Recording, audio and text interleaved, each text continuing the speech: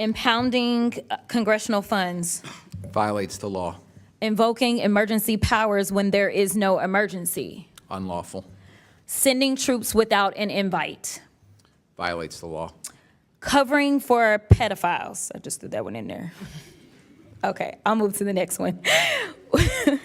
What about revoking birthright citizenship?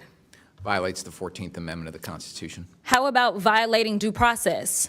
Violates the 5th and 14th Amendment of the Constitution. How about what we see happening with redistricting that would in some way minimize, if not delete, the voices of people of color as they are going through and illegally going through this process? Is there a constitutional amendment that you can think of that is associated with that?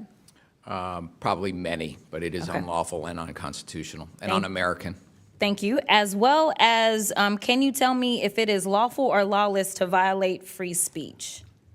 That's lawless. Okay, sounds about right, because, you know, we had to have a conversation about Jimmy Kimmel, so I'm going to say free Jimmy Kimmel for sure, and hopefully we will deal with the FCC chairman. But the reason that I wanted to go through that long list, and that was actually not even the half of it, is because since this administration has come in on January 20th, they have engaged in some form of every single thing that I said on that list, even the part about covering for pedophiles.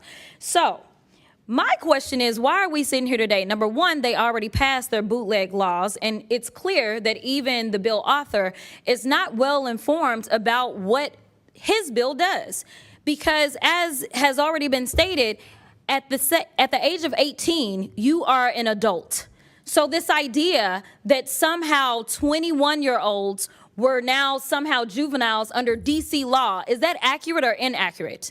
It was inaccurate, misunderstood the way the law works. Correct. Could not understand how to read the law and decided that they were going to rewrite the law and mess up the law. And to be clear, we were talking about judges being able to have enough discretion to decide whether or not they were going to give someone an opportunity maybe to clean their record, such as the bill author was given that opportunity under Florida law because his second felony was picked up when he was 21, to be clear. So he was older than 18. And under this law, if you were under, 25, so 24 or under, then the judges had discretion, correct? But only in certain kinds of cases, not the most serious cases. And in fact, that discretion was, as we know, exercised very rarely. And it would have been an opportunity had the Congress wanted to talk with the folks who are involved in applying that law and seeing how it works, to understand that this is not a law that's out of sync with other states, and it's working. Thank you so much. And the reason that it matters is because now the gentleman from Florida is trying to become a governor, and chances are maybe D.C., once they get statehood, could have had a future governor that had a second chance. But since they don't want other people to have chances that they've been given, they want to just pretend like they are bigger and better and badder than. So I will move on because I am frustrated that we are having this hearing when we know that this administration can't take care of their own business. As we know, they recently illegally bombed yet another Venezuelan boat, and we may be headed for a war.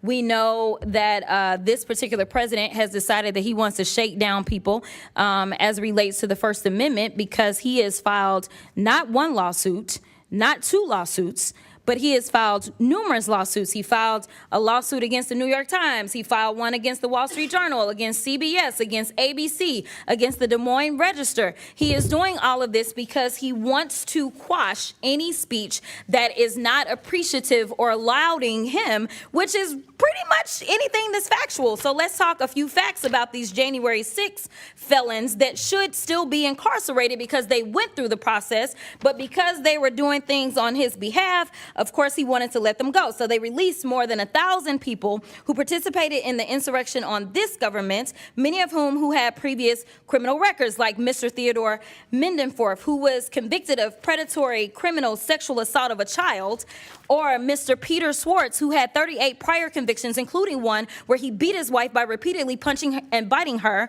Trump also pardoned Mr. David Daniel, who was convicted of production and possession of child pornography. Trump also pardoned Mr. Daniel Ball, who, quote, threw an explosive device that detonated upon at least 25 officers during the Capitol riot. He also had a record for, quote, domestic violence by strangulation. I'm not done. Trump also pardoned Mr. Andrew Taki, who sent nudes to an undercover law enforcement officer who was posing as a 15-year-old girl. Mr. Casey Hopkins also received a pardon from Trump, and Mr. Hopkins was convicted of forcible rape. According to court records, he, quote, had forcible intercourse with the victim, choked her to the point of impairing her vision, banged her head into a wall, and urinated into the victim's mouth as he humiliated her. These are the people that he decided to release in the streets of D.C. So if anybody does need to clean up D.C., I would agree it is this man, because he is the one that is causing half the crime that we have.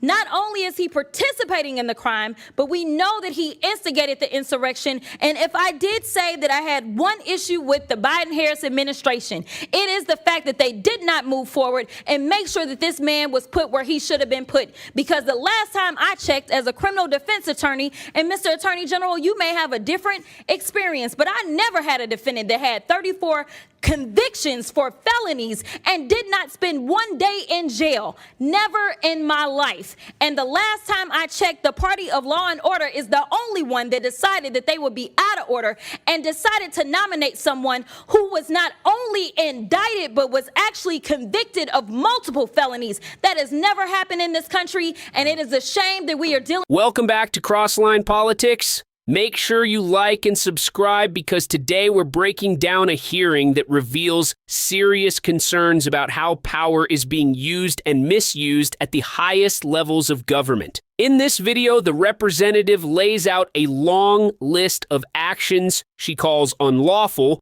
from ignoring court orders to violating constitutional rights. She challenges the Attorney General directly and highlights how the administration has repeatedly crossed legal lines, especially on issues like due process, free speech, and redistricting that affects the voices of communities of color. What stands out most is her argument that while the administration pushes new laws, they misunderstand existing ones, particularly regarding the treatment of young offenders. She points out the hypocrisy of lawmakers who once benefited from second chances, but now try to deny them to others. She also raises concerns about foreign policy decisions, lawsuits aimed at silencing the press, and the pardoning of individuals with disturbing criminal histories connected to January 6th. As a patriot, it is important to listen closely when elected officials warn about threats to the rule of law and equal justice. This hearing is a reminder that our institutions only work when those in power respect the Constitution and uphold accountability. Thanks for watching Crossline Politics. Like and subscribe to stay informed.